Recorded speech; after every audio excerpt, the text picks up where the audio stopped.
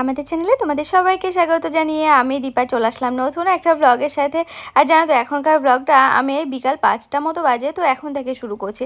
আর দেখতেই পাচ্ছ এখন আমি ওই যে কাপ প্লেট ও সমস্ত কিছু সব মাজছি। তার কারণ কি জানো, এই যে বিকাল 5টার সময় এখন অর্পণার খেতে ইচ্ছা করেছে একটু চা। তো তার জন্য চায়ের সমস্ত বাটি টাটিগুলো একটু নোংরা ছিল, সেগুলো আর কি মানে সকালে চা করেছিলাম তো তো সেটাই রয়েছে ওই রকমভাবে। তো সেটাকে মেজে নিয়ে চাটা করে নিলাম। আর দেখো না বাইরের ওয়েদারটা কি সুন্দর না বলো। চলো, আমার গা ধোয়া কমপ্লিট হয়ে গেছে। সেই তো সকালে স্নান করেছিলাম, এখন গাটা ধুয়ে নিয়ে এখন একটু সন্ধ্যা দিয়ে নিচ্ছি। আর জানো তো এই যে এখন উপরে যেহেতু সন্ধ্যা দেওয়া হয়, নিচে তো সন্ধ্যা দেওয়াই হয়, প্লাস উপরেও এখন দেওয়া হয়। দেওয়ার পর না মনটা কত ভালো লাগে জানো। আর জানি না এটা হচ্ছে পুরোপুরি মনের ব্যাপার, তার একটু কেন জানি না মনে হয় যেন এই যে ধূপ ধুনো জ্বালায় একটু, তার জন্য যেন মনটা একটু ভালো থাকে। তো যাই হোক, ছাড়ো ওই সমস্ত কথা। তো চলো, সন্ধ্যা হয়ে গেছে, এখন সন্ধ্যা দিতে হবে, এটাই আর কি। তো অর্পণ একটু কম্পিউটার বসেছিল, ওকে বললাম একটু ক্যামেরাটা ধরো না। ও কী করলো যেন কম্পিউটারের দিকে ক্যামেরাটা ধরে বসেছিল। আজ হঠাৎ করে একটা কথা খুব মনে হচ্ছে জানো, যে এই যে আমি এখন সন্ধ্যা দিচ্ছি, তার আগে এটা সেটা অনেক কিছু করলাম। আসলে আমাদের মেয়েদের জীবনটাই কি জানো, ওই সকালে ঘুম থেকে ওঠার পর কি খাওয়া হবে না হবে, কি করা হবে, এরপরে কোন কাজটা করব, তারপরে কোন কাজটা করব, এটাই আর কি যেন সবার মনে মনে মুখে মুখে থাকে। এই সন্ধ্যা দিচ্ছি, তারপরে কথা আসবে যে সন্ধ্যাবেলা কি খাওয়া হবে, এই আর কি মানে রাত্রের খাবার। মাথায় সারাক্ষণের জন্য ওই একই চিন্তা যে কি রান্না হবে, কি করা হবে না হবেই। নিজের কাজ বলতে সেরকমভাবে এখন আর কিছুই করতে পারছি না, করে উঠতে পারছি না, সারাক্ষণ যেন ওই রকমই মাথায়। এই যে এখন একটু চলে আসলাম আয়নার সামনে নিজেকে একটু ফ্রেশ করার জন্য। দেখো, সমস্ত কাজের ফাঁকে নিজেকে যদি একটু পরিষ্কার পরিচ্ছন্ন একটু ফ্রেশ রাখা যায় না, মনটা যেন বেশি ভালো লাগে। যত কাজই করি না কেন তাও কিছু মনেই হয় না জানো। তো এই আর কি। তো সেই জন্য একটু সাজুগুজু করতে আসা, সাজুগুজু করা বলতে কি, একটু চুল আঁচড়ানো, যেহেতু গাটা ধুয়ে আমি সন্ধ্যা দেওয়া শুরু করে দিয়েছিলাম। তো সিঁদুর টিঁদুরগুলো পরা হয়নি, বিকালবেলা একবার করে সিঁদুর পরা হয়, তো সেটাই আর কি চলে আসলাম সিঁদুর টিঁদুর পরে। এই যে এখন নিচে তো মা ফোন করেছিল, মা গেছিলো একটু কীর্তনের ওখানে, কদিন ধরে যাচ্ছে। তো আজকে ছিল ভোগ রাখ, তো সেই ভোগের খিচুড়ি, তারপরে ভোগ প্রসাদ, মালসা প্রসাদ আর কি, সেই সমস্ত কিছু নিয়ে এসেছে। আর মালসা প্রসাদ মানে তো আমার সব থেকে ফেভারিট এক রকমের প্রসাদ।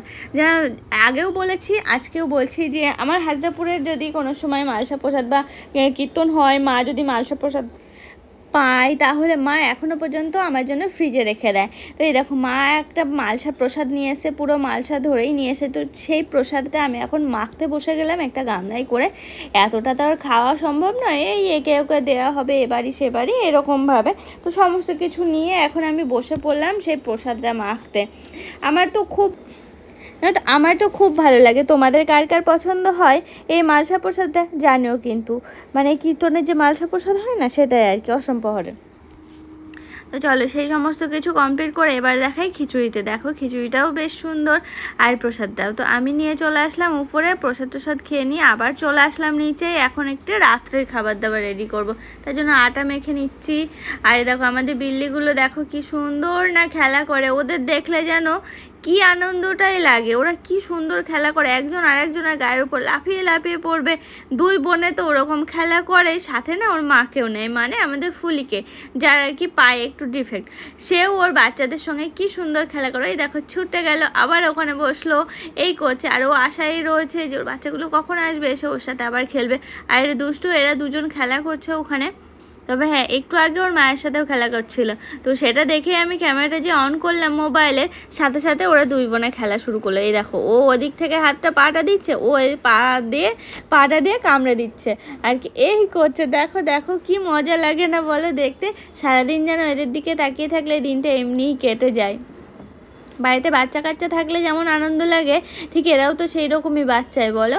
তো এদের দেখলেও কিন্তু সেরকমই আনন্দ লাগে।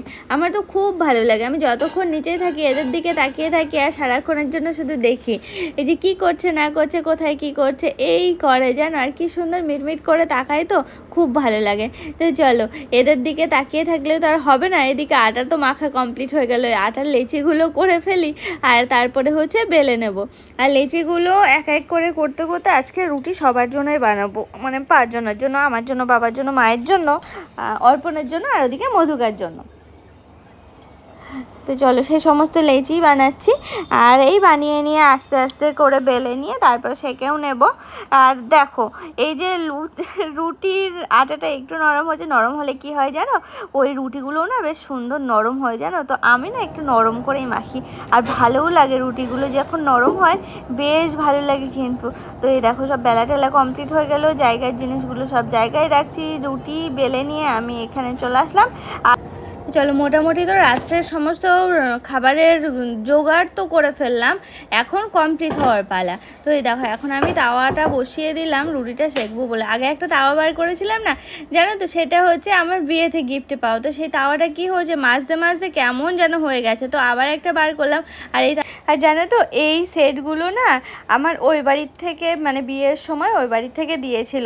তো দেখো এখন রুটি কি সুন্দর হচ্ছে, নতুন নতুন তো ভালো হবে, তারপরে যখন মাজতে মাজতে আবার উপরটা সাদা হয়ে যাবে, আবার যা তাই হয়ে যাবে।